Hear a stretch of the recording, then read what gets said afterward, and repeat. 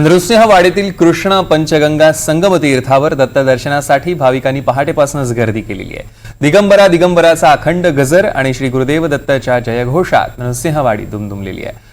बसस्थानकापासून मुख्य दत्त मंदिर महामार्गावर प्रचंड गर्दी आहे। श्री दत्त जन्मकाळ सोहळ्यासाठी महाराष्ट्रासह गुजरात, कर्नाटक, गोवा आदी अनेक राज्यातून लाखो भाविक दाखल होत आहेत। सगळीकडे सध्या दत्त जयंतीचा माहोल आहे आणि दत्त जयंती निमित्त आनंदाचं वातावरण आहे। कोल्हापुरातल्या गंगावेश या ठिकाणी कृष्ण सरस्वती दत्त महाराज या मंदिरात सुद्धा विशेष अशी परंपरा आहे। दत्त जयंती निमित्त या मंदिरामध्ये अनेक भाविक भक्त जे आहेत ते या दर्शनासाठी येत असतात।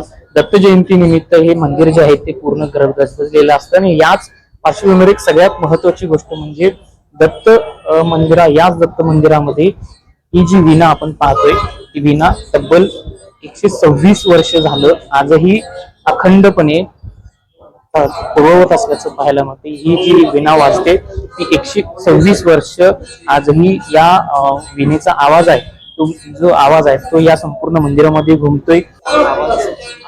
आवाजावर तल्लीन होत भक्तिमय वातावरण जे आहे ते या संपूर्ण मंदिरामध्ये पाहायला मिळतं। याच वीणेचा असेल या मंदिराचा असेल नेमका काय इतिहास आहे याबाबत आपण जाणून घेणार आहोत। माझ्यासोबत याच संदर्भात बोलण्यासाठी मंदिराचे विश्वस्त आहेत, त्यांच्याशी आपण जाणून घेऊ। काय सांगाल, काय नेमकी परंपरा आहे मंदिराची? अनेक वर्षांपासून ही वीणा जी आहे ती या ठिकाणी वाजते।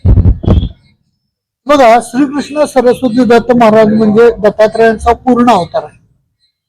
आणखी दत्त महाराजांनी स्वतः भक्ताच्या एका गळ्यात ही वीणा अखंड वीणा बांधलेली आणि त्यांनी सांगितलं त्या वीणेचा जो झनत्कार आहे तिथं मी असेल आणि ही या भारतातलं किंबहुना जगातलं एकमेव असं उदाहरण असेल की जिथे 140 वर्षापेक्षा जास्त कालावधी रात्रंदिवस वीणा घेतली जाते। जगात असं कुठेही उदाहरण नसेल असं या विश्वस्तांनी सांगितलं आपल्याला पाहायला मिळतंय। गेल्या अनेक वर्षांपासून ही वीणा जी आहे ती या ठिकाणी अखंडपणे वाजवली जाते। या संपूर्ण मंदिरामध्ये भक्तिमय वातावरण असते, याची महती देखील आपण पाहिली। त्यामुळं दत्त जयंती निमित्त या मंदिरामध्ये भाविकांची गर्दी असते। संपूर्ण मंदिर परिसरामध्ये आनंददायी आणि चैतन्य असं वातावरण असतं। विशाल पुजारी, NDTV मराठी, कोल्हापूर।